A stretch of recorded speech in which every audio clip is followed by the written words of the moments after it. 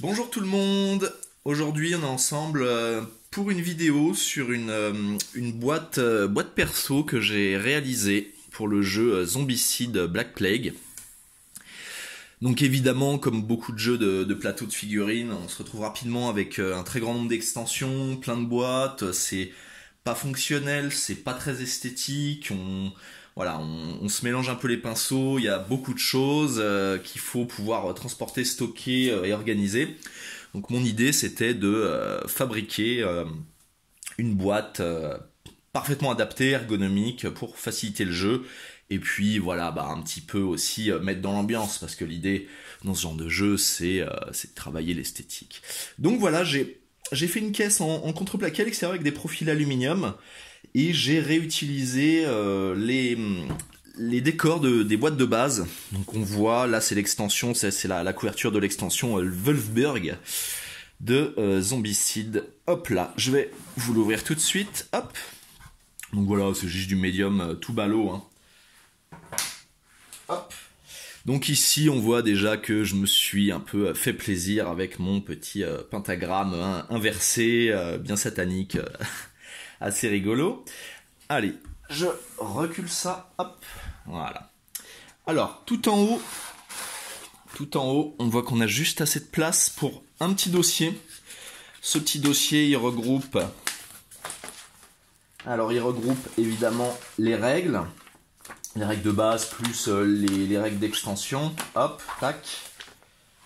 Mais aussi tout un tas de missions et d'annotations, missions supplémentaires que j'ai trouvées sur le net. Voilà, donc quand on plus, bon voilà, toutes mes notes perso sur les modifs éventuellement du jeu qu'on a voulu faire avec mes amis, plus les erreurs que je faisais de façon récurrente. Donc voilà, un petit dossier pour compiler tout l'aspect technique du jeu. Voilà.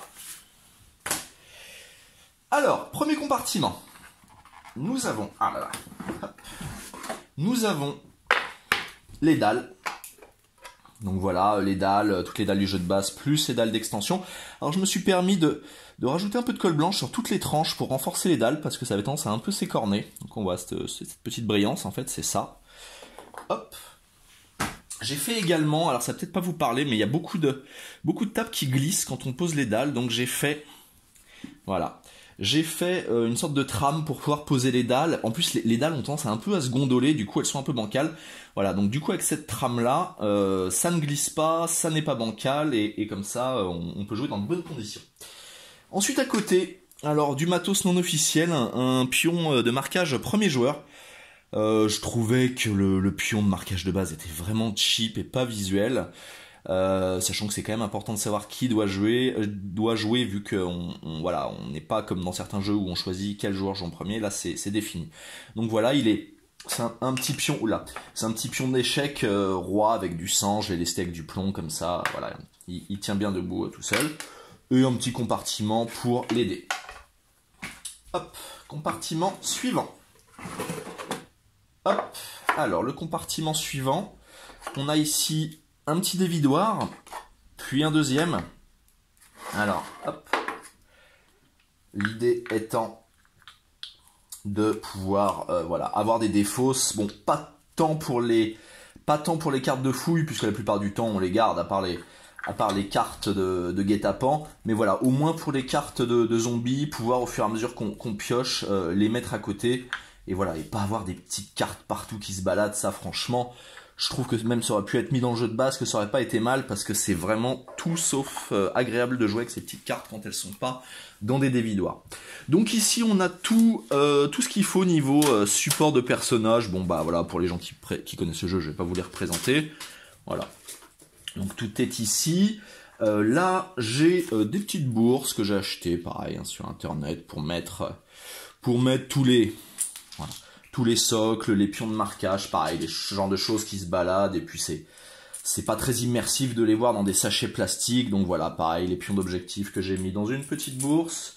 Ici on a une petite boîte pour toutes les cartes non utilisées, typiquement voilà, les cartes d'abomination, il y en a 1 million, sachant qu'elles sont déjà super dures à battre. Les cartes de base peut-être, voilà, pour pour les armes de crypte, pour les armes de base. D'ailleurs, toutes les cartes de base, hein, donc celles qui sont utilisées de manière très fréquente, je les ai toutes plastifiées pour éviter qu'elles s'abîment trop vite. Et enfin, ici, on a un rack un peu en vrac pour mettre tous les petits jetons divers et variés. Ok, donc voilà. Et enfin, le troisième bac. Alors c'est le bac avec les figurines, avec... Oula, ils sont un câlin, on n'arrive plus à les séparer. Donc voilà, les petites figurines peintes. Alors, c'est pas du haut level de peinture, mais il faut dire que dans Zombicide, il y a quand même beaucoup de figurines. Donc, je me suis pas donné le temps de les peindre aussi bien que sur du Warhammer, par exemple, hein, parce que sinon, j'irais passer ma vie. Mais bon, quand même, hein, voilà, je les ai quand même faits. Et, alors voilà, petit détail intéressant. J'ai pris le parti de faire les socles avec des couleurs. C'est pas très immersif, pas trop roleplay, j'avoue, mais quand on a des vraies marées de zombies, ça permet vraiment de facilement identifier rapidement les zombies, en fait. Voilà, quelle est la menace, quel type. Voilà, donc ça permet de donner un peu plus de lisibilité au jeu, dirons-nous. Voilà, avec tous les héros, alors sachant que j'ai une vingtaine de héros, alors ça c'est notre petit nécro.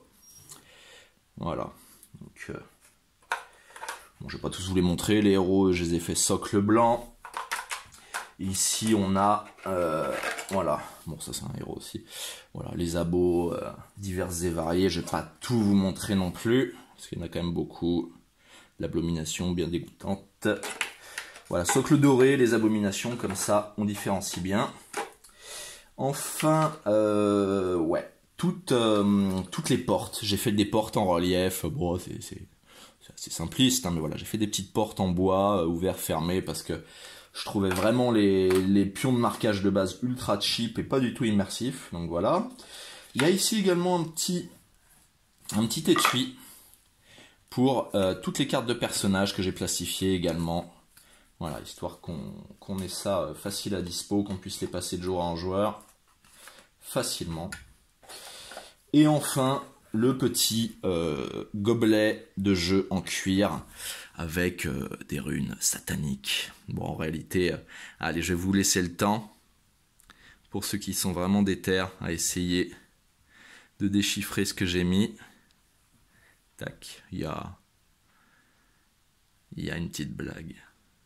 Voilà. Et voilà. Donc c'est tout en médium de 3 mm, collé, avec une petite couche de peinture, je me suis pas trop déchiré, et voilà, et là donc contreplaqué pour la boîte. Voilà, donc si la vidéo vous a plu, n'hésitez pas à liker, à partager, et puis à commenter. Et bon, si je peux, et que je trouve les commentaires intéressants et constructifs, je n'hésiterai pas à y répondre. Merci à tous, au revoir.